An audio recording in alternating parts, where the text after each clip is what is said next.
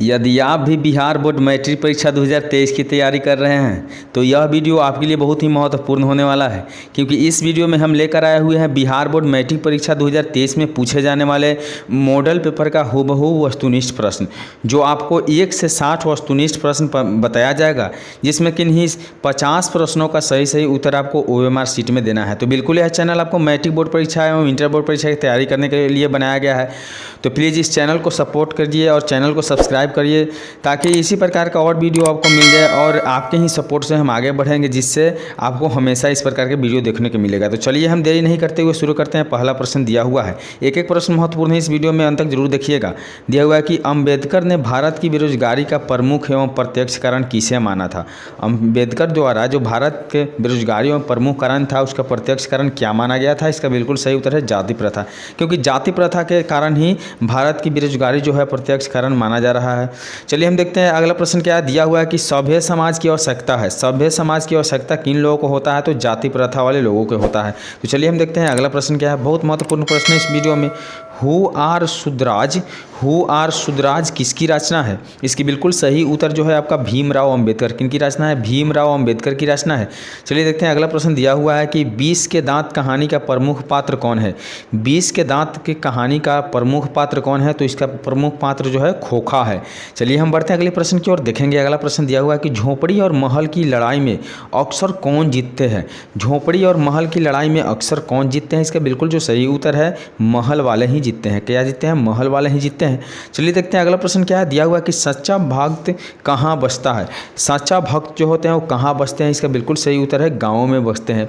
बिल्कुल इस चैनल को सब्सक्राइब करके रखना है, क्योंकि इस चैनल पर बहुत सारे ऑडियो वीडियो क्लिप बनाया गया है, जो आपके मैट्रिक व इंटर बोर्ड परीक्षा में बहुत फायदे होने वाले हैं। तो चलिए हम देखते हैं अगला प्रश्न दिया हुआ है कि भारत से हम क्या सीखे पाठगत की कौन सी विद्या है। भारत से हम क्या सीखे पाठगत की कौन सी विद्या है। इसकी बिल्कुल जो सही उत्तर है आपका भाषण है। क्या है, भाषण है।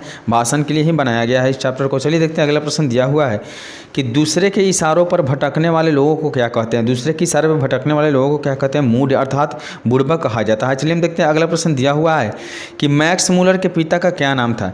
मैक्स मूलर के पिता का क्या नाम था। इसके बिल्कुल जो सही उत्तर है ऑप्शन सी अर्थात विल्हेल्म मूलर। क्या था, विल्हेल्म मूलर था। चलिए देखते हैं हम अगला प्रश्न दिया हुआ है कि कांट और केन का जर्मन भाषा किससे अनुवाद किया।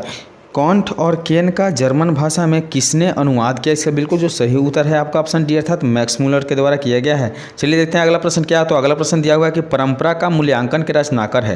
परंपरा के मूल्यांकन का रचनाकार है। इसका बिल्कुल जो सही उत्तर है रामविलास शर्मा जी है। कौन है, रामविलास शर्मा जी। एक एक प्रश्न को ध्यान देकर देखेंगे, क्योंकि यह प्रश्न बहुत महत्वपूर्ण होने वाला है आपका मैट्रिक बोर्ड परीक्षा के लिए। तो चलिए हम देखते हैं कि एक पतंग अनंत में किनकी रचना है। एक पतंग अनंत में किनकी रचना है। इसकी बिल्कुल जो सही उत्तर है आपका ऑप्शन डी अर्थात अशोक वाजपेयी द्वारा रचित यह रचना है। चलिए देखते हैं अब अगला प्रश्न क्या है। तो अगला प्रश्न आप लोग देख पा रहे हैं, दिया हुआ है कि अशोक वाजपेयी का जन्म कब हुआ था। अशोक वाजपेयी जी का जन्म कब हुआ था। इसका बिल्कुल जो सही उत्तर है आपका 16 जनवरी 1941 ईस्वी में हुआ था। कब हुआ था, 16 जनवरी 1941 ईस्वी में हुआ था। चलिए हम देखते हैं अगला प्रश्न क्या है। तो अगला प्रश्न हम लोग देख पा रहे हैं कि दिया हुआ है कि मछली शीर्षक पाठ के लेखक कौन है। मछली शीर्षक पाठ के लेखक कौन है। इसका बिल्कुल जो सही उत्तर है ऑप्शन सी है अर्थात विनोद कुमार शुक्ल है। क्या है, विनोद कुमार शुक्ल है। चलिए देखते हैं अगला प्रश्न क्या है। दिया हुआ है कि गुरु नानक कौन थे। गुरु नानक कौन थे। इसका बिल्कुल जो सही उत्तर है आपका सिखों के प्रथम गुरु। क्या थे, सिखों के प्रथम गुरु थे। चलिए देखते हैं अगला प्रश्न क्या है। दिया हुआ है जपूजी किसकी रचना है। जपूजी किसकी रचना है। इसका बिल्कुल जो सही उत्तर है आपका गुरु नानक द्वारा रचित यह रचना है जपूजी। चलिए देखते हैं अगला प्रश्न क्या है। दिया हुआ है कि नाखून क्यों बढ़ते हैं हिंदी की कौन विद्या है। नाखून क्यों बढ़ते हैं हिंदी की कौन विद्या है। इसकी बिल्कुल जो सही उत्तर है ऑप्शन ए अर्थात ललित निबंध है। क्या है, ललित निबंध है। चलिए देखते हैं अगला प्रश्न क्या दिया हुआ है कि वीरह लीला। क्या है, वीरह लीला किसकी रचना है। इसकी बिल्कुल जो सही उत्तर है आपका घनानंद के द्वारा रचित यह रचना है। अब चलिए देखते हैं अगला प्रश्न दिया हुआ है कि घनानंद का जन्म कब हुआ था। घनानंद की जन्म कब हुआ था। इसके बिल्कुल जो सही उत्तर है आपका 1689 ईस्वी के आसपास हुआ था। कब हुआ था, 1689 ईस्वी के आसपास हुआ था। चलिए देखते हैं अगला प्रश्न क्या है। तो अगला प्रश्न देख पा रहे हैं कि स्वदेशी कविता किसकी संकलित है।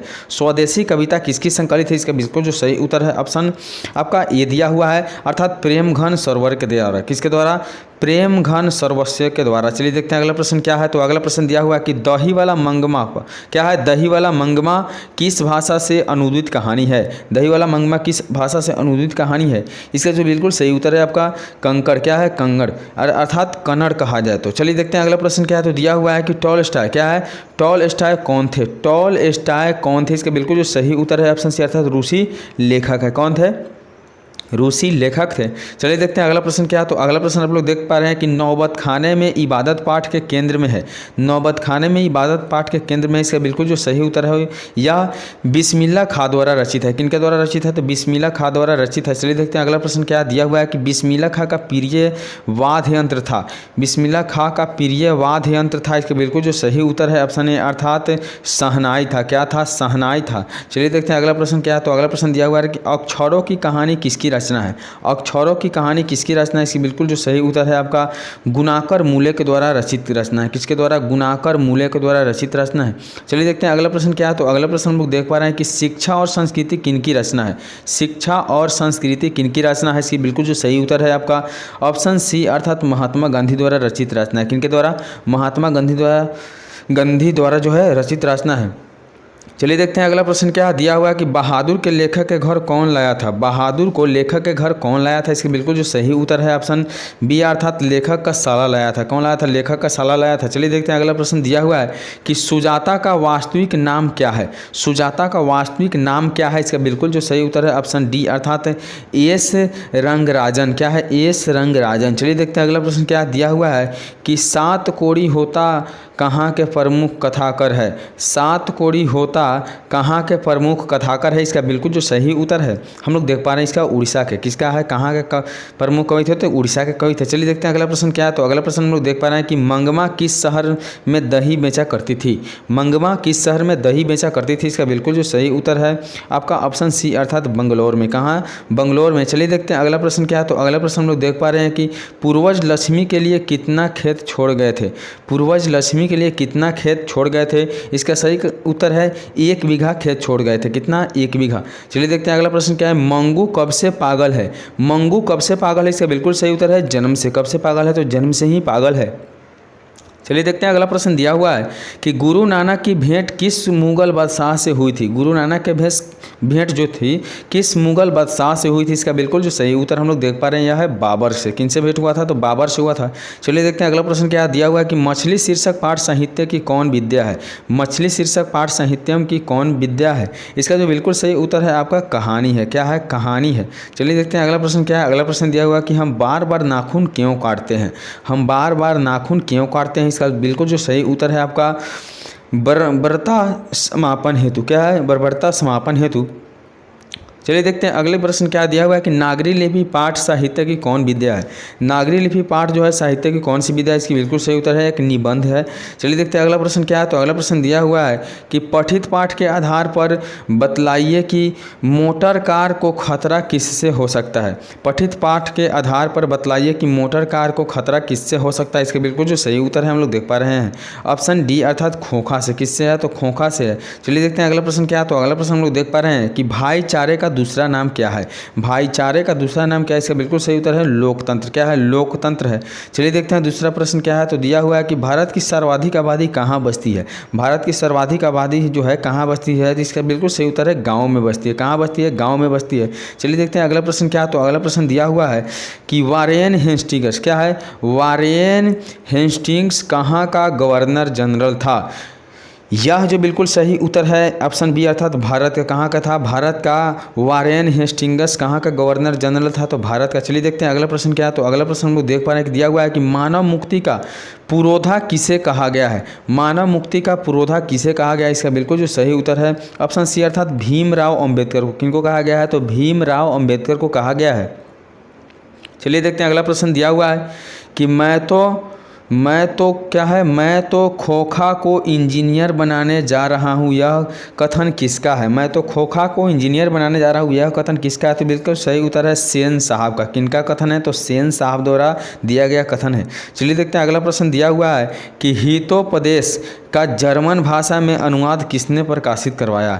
हितोपदेश का जर्मन भाषा में अनुवाद किसने प्रकाशित करवाया था? इसका जो बिल्कुल सही उत्तर है ऑप्शन बी अर्थात आपको मैक्स मूलर। क्या है? मैक्स मूलर है। चलिए देखते हैं अगला प्रश्न क्या है। तो अगला प्रश्न हम लोग देख पा रहे हैं कि दिया हुआ है कि निर्वंश क्या है? निर्वंश विद्या का संबंध किससे है? निर्वंश विद्या का जो निर्वंश विद्या है इसका संबंध किससे है? इसका बिल्कुल जो सही उत्तर दिया हो गया है वह है मानव विज्ञान से। किससे है? तो मानव विज्ञान से है। चलिए देखते हैं अगला प्रश्न क्या है। तो अगला प्रश्न दिया हुआ है, देख पा रहे हैं हम लोग कि अगला प्रश्न जो है, किस देश के लोग बड़े बड़े नख पसंद करते हैं? किस देश के लोग बड़े बड़े नख पसंद करते हैं? इसके बिल्कुल सही उत्तर है गौड़ देश का। क्या है? गौड़ देश के। चलिए देखते हैं अगले प्रश्न क्या है। दिया हुआ है कि सूर्य नामक पुस्तक किसकी रचना है? सूर्य नामक पुस्तक जो है किनकी रचना है? इसकी बिल्कुल जो सही उत्तर है ऑप्शन सी अर्थात गुणाकर मूल्य की रचना। किनकी रचना है? गुणाकर मूल्य की रचना है। चलिए देखते हैं अगला प्रश्न क्या है। तो दिया हुआ है कि नेवारी भाषाएं किस लिपि में लिखी जाती है? नेवारी भाषाएं किस लिपि में लिखी जाती है? बिल्कुल जो सही उत्तर है आपका देवनागरी। किस लिपि में? तो देवनागरी लिपि में लिखी जाती है।